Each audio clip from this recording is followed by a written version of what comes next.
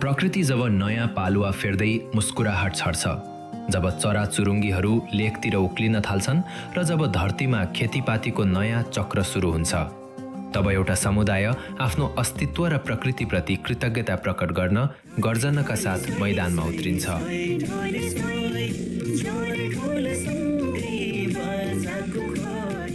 हो, म कुरा गर्दैछु किरात राई जातिको प्राण, उनीहरूको पहिचान र विश्वकै अनुपम पर्व साकेलाको, जसलाई हामी उभौली र उधौलीका रूपमा चिन्दछौँ। आखिर कसरी सुरु भयो यो महान पर्व? किन यसलाई प्रकृति र मानव बीचको प्रेमको प्रतीक मानिन्छ? र यसको पछाडि लुकेका ती रोचक मुन्धुमी कथाहरू के हुन्? आजको यस विशेष भिडियोमा हामी साकेलाको आदिम इतिहासदेखि वर्तमानको भव्यतासम्मको यात्रा तय गर्नेछौँ। भिडियो अन्त्यसम्म हेर्नुहोला। साकेलालाई ऋतु परिवर्तनको सूचक मानिन्छ। किरात दर्शन अनुसार समयलाई दुई भागमा विभाजन गरिएको छ, उभौली र उधौली। उभौली साकेवा साकेन्वा। वैशाख शुक्ल पूर्णिमाको दिनबाट यो सुरु हुन्छ। उभौलीको अर्थ हो उभो, माथि लाग्नु। गर्मी बढेसँगै चराचुरुङ्गी र माछाहरू चिसो खोज्दै लेकतिर जान्छन्। यो खेती लगाउने समय हो। धरती मातालाई अब हामी खेती गर्दैछौँ, राम्रो अन्न उब्जाउनुस्, दैवी विपत्ति नदिनुस् भन्दै पूजा गरिन्छ।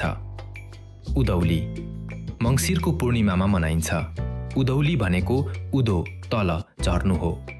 जाडो बढेपछि चराहरू बेसीतिर झर्छन्। यो भनेको भित्र्याइएको नयाँ अन्न आफ्ना पितृ र प्रकृतिलाई अर्पण गर्ने समय हो। यो चक्रले के सिकाउँछ भने मानिस एक्लै छैन, ऊ प्रकृतिको एक हिस्सा हो र उसले प्रकृतिको चालसँगै आफ्नो जीवन चलाउनुपर्छ। अब जाउँ यसको इतिहासतर्फ। साकेला कहिलेदेखि सुरु भयो? यसको कुनै लिखित मिति त छैन, तर किराती मुन्दुम मौखिक शास्त्र अनुसार यसको कथा आदिम पुर्खा खोक्चिलिपासँग जोडिएको छ। भनिन्छ धेरै प्राचीन समयमा जब किराती पुर्खाहरूले सिकारी युग छोडेर खेतीपाती सुरु गरे, उनीहरूले महसुस गरे कि बालीनाली सप्रिनका लागि केवल मानव श्रम मात्र पर्याप्त छैन, धरती र आकाशको आशीर्वाद पनि चाहिन्छ। एउटा लोककथा अनुसार आदिम पुर्खा खोक्चिलिपा र उनकी चेली हेयारी वा केही मिथकमा सुम्निमा र पारुहाङको सन्दर्भ, बीचको संवाद र प्राकृतिक शक्तिको उपासनाबाट यो सुरु भएको हो। किरातहरूले नाया, अन्नको आत्मालाई खुसी पार्न ढोल बजाएर नाच्न थाले। ढोलको आवाजले धरतीमा सुतेका शक्तिहरू जाग्छन् र आकाशबाट आशीर्वाद बर्सिन्छ भन्ने विश्वास गरिन्छ। यो पर्व किरात सभ्यताको विकाससँगै करिब 5 देखि 7 हजार वर्ष पुरानो रहेको अनुमान गरिन्छ। के साकेला कुनै एउटा निश्चित राईले मात्र मनाउने हो? बिल्कुल होइन। राई एउटा जाति भए पनि यसभित्र धेरै भाषाहरू छन्, तर साकेलाले ती सबैलाई एउटै सूत्रमा बाँध्छ।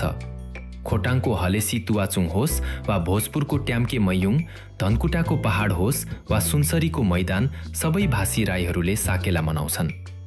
बान्तावा, चाम्लिङ, कुलुङ, थुलुङ, खालिङ, बाम्बुले, साम्पाङ, आठपहरिया, कोयु, याक्खा लगायतका सबै 28 भन्दा बढी भाषिक समूहहरूले आफ्नै लवजमा तर एउटै भावनाका साथ साकेला मनाउँछन्। यो राईहरूको साझा मञ्च हो। यहाँ को कुन भाषा बोल्छ भन्ने गौण हुन्छ। सबैको ढोलको ताल र झ्याम्टाको झङ्कार एउटै हुन्छ। साकेला मनाउने विधि निकै व्यवस्थित र सांस्कृतिक छ। यसलाई निम्न चरणमा बुझ्न सकिन्छ। साकेला थानको पूजा। गाउँको मूल पुजारी, जसलाई नाक्छोङ भनिन्छ, उनले साकेला थान पवित्र स्थलमा पूजा गर्छन्। त्यहाँ अदुवा, चामल, रक्सी र कुखुराको बलि दिएर पितृ र प्रकृतिको पूजा गरिन्छ। साकेला सिली नाच। पूजा सकिएपछि सिली सुरु हुन्छ। साकेला नाच्नुलाई सिली टिप्नु भनिन्छ। यो केवल रमाइलो होइन, यो अभिनय हो। कृषि सिली। धान रोपेको, गोडेको र काटेको अभिनय गरिन्छ। चरासिली। ढुकुर, मयूर वा चाचरी चराको हाउभाउ देखाइन्छ। दैनिक जीवन। कपास कतेको, कपडा बुनेको र ऐना हेरेको समेत अभिनय गरिन्छ। भेषभूषा। महिलाहरूले गुन्यू चोलो, पटुकी र विभिन्न गहनाहरू, सिटीमाला, ढुङ्ग्री, मुगामाला लगाउँछन्। पुरुषहरूले दौरा सुरुवाल, कोट र ढाका टोपीमा खुकुरी भिरेर शानका साथ नाच्छन्। शिरमा लगाइएको भाङ्रा र सेतो फेटाले उनीहरूको वीरता झल्काउँछ। साकेलाको सबैभन्दा ठूलो सन्देश भनेको एकता हो। साकेलाको गोलो घेरामा न कोही अघि हुन्छ, न कोही पछि, न कोही ठूलो हुन्छ, न कोही सानो। सबैले एकअर्काको हात समातेर वा तालमा ताल मिलाएर नाच्नुको अर्थ हो हामी सबै समान हौं र हामी मिलेर मात्र यो संसार चलाउन सक्छौं। यो पर्वले नयाँ पुस्तालाई आफ्नो इतिहास र पुर्खाको जीवनशैली सिकाउँछ। आजको आधुनिक युगमा पनि साकेलाले संसारभर छरिएका किरातीहरूलाई आफ्नो जरासँग जोडेर राखेको छ।